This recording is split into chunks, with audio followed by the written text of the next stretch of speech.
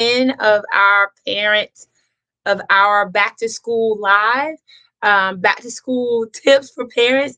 This is super important stuff, and I want to make sure we give everybody an opportunity to get here. So while we're waiting, I want you to think about some of the stuff we've talked about. You all, we are in week 10. This is 2.5 months of tips to help make sure we are having the best back to school ever.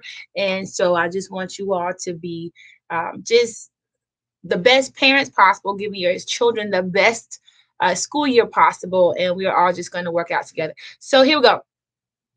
How many of you all have had a conference already? And like drop in the comments how many of you are actually in school at the conference time. Like I know with our district, we are ending the quarter already. So we're at the end of our first 9 weeks. And so report cards are going to start going out. Conferences will be had. But some of you, I know you all didn't start until September. So maybe you're not there yet. So I want to know how many of you actually have conferences preemptively in terms of you know what your child does, you know who your child is, you know what your child needs. So you want to make sure that you actually talk to the teachers before any problems start to give them a heads up and let them know how you can be your partners. Because again, it's a partnership. School is a partnership. It's not a dictatorship of the teacher, the parents, and children, or of the opposite way. But it's something that we do to work together to build a brighter future for all of our kids. So let's talk about it. Be honest. Most of us walk into parent teacher conferences hoping to hear our child is doing well. And then but some of these meetings can be much more than that. Sometimes we can get news we don't want to hear. Sometimes we hear the news that we already expected to hear. But is that really beneficial? If we know that our child has trouble focusing and saying, paying attention, then maybe that should be something we talk to our kids, to our children's teachers ahead of time. Say, hey, look, these are the things that I know my son dealt with last year. So these are the things that we did to make sure that he or she is able to have the best school year possible. Okay. We don't want conferences to be a report of what your child's doing. We want it to be a plan for growth. Okay. And so the more we come prepared, the better opportunity we have to make these conferences work. We don't want to waste your time. We don't want you to be unconfident as a parent, not knowing what to expect. We don't want it to have any gotchas. We want it to be beneficial for you and the child. So here's something important to understand. According to the National PTA, students whose families are actively engaged in school have higher test scores, better attendance, and are motivated to learn. And if you know my platform, you know that's what I'm all about. Giving kids the confidence they need to be successful and to take academic challenges. Hey, everybody, take academic challenges and to do their best. But only about 55% of parents feel confident going into conferences. So we're going to fix that today. We're going to tell you what you need to do to make sure that these conferences are beneficial for you and your child. So, step one, prepare before you go. Know your child's grades, recent works, how they feel about going to school before the meeting. You need to come armed, ready to ask questions, ready to see what you can do to support your child at home. Ask them how they feel about school and what they think their teacher might say. So that could sound like, hey, conference tomorrow. What's something you're proud of? And what's something you'd like to get better at? It shouldn't be a gotcha like, oh, I'm going to talk to your teacher because she's been calling me and telling me what you've been doing in class. That's not helpful. What we want to be able to say is, okay, I know you're strong with this, you're struggling with this, and sometimes you do these things in class. So how can we help you?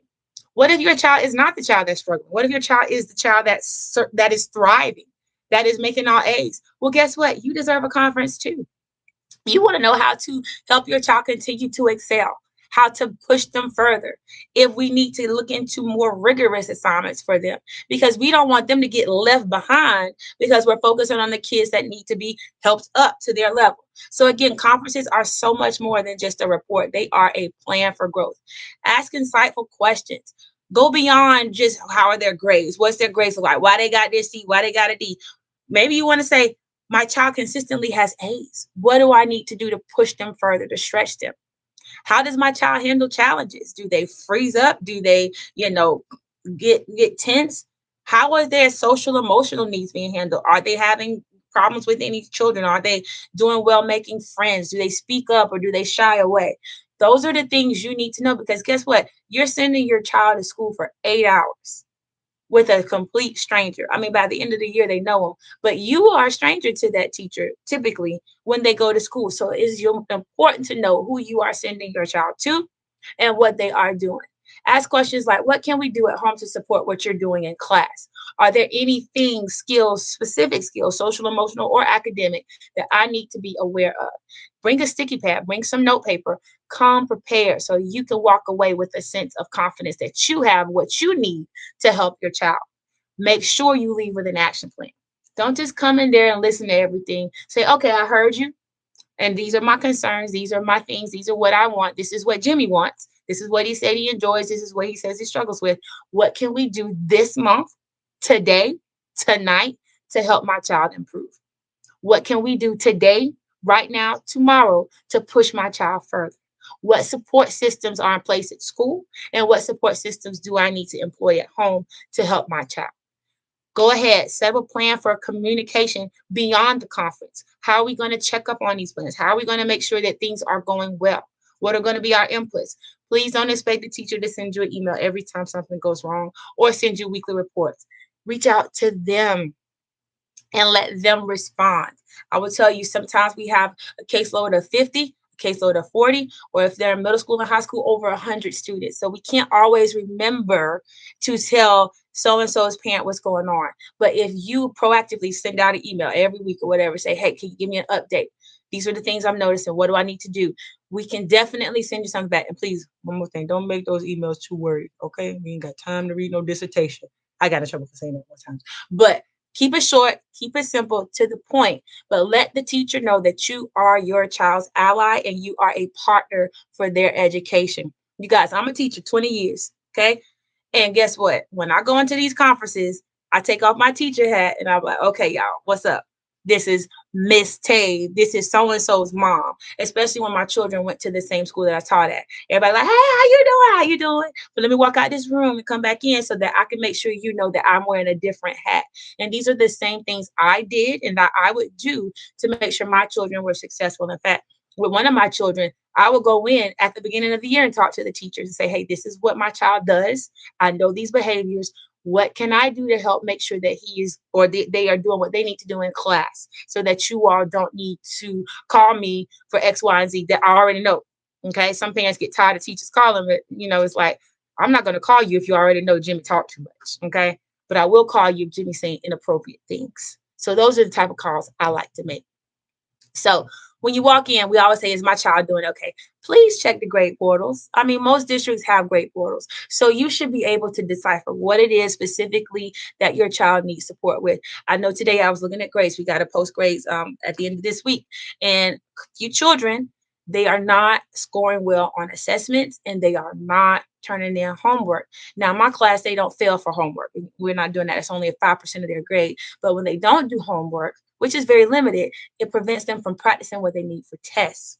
And so the skills that they are needing for the test is showing up because they're not passing the test. They're doing well with the classwork, but guess what? That has teacher support or support with their peers. So what are they doing on their own? So that's a conversation that we need to have as educator and parent to say, okay, what do we need to do to support your child and making sure that they can perform well independently on a test? Okay. So parents, what's one question you always ask your child's teacher? And also, do you go talk to the teachers ahead of time?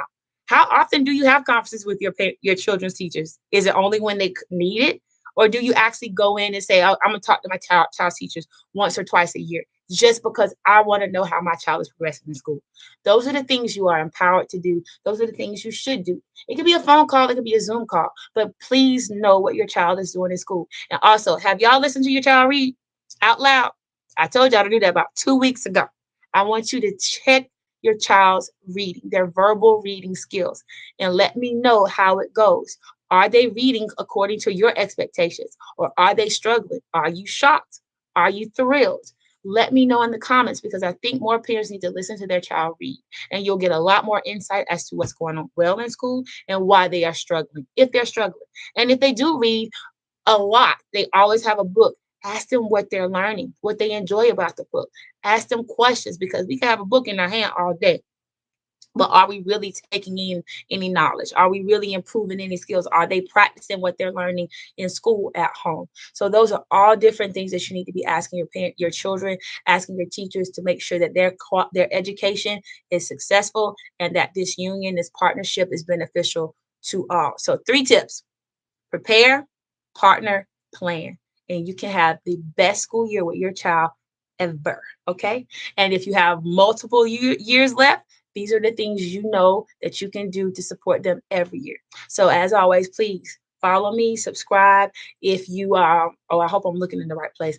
If you have friends with children, please share this with them so that we can build a community of successful, confident children that will lead the world to a much better and brighter place. Okay. So, next week, we're going to be talking about tracking progress, how we can make sure that now that we have ideas of what they're doing, a plan in place, that we're monitoring those things so we can keep them moving forward. You guys, this is getting good, y'all. We only got what, 6 more weeks left. That'll take us to the end of the second quarter almost. So stay with me. Thank you for being here. I appreciate you. Have a wonderful evening. Take care, y'all. Bye.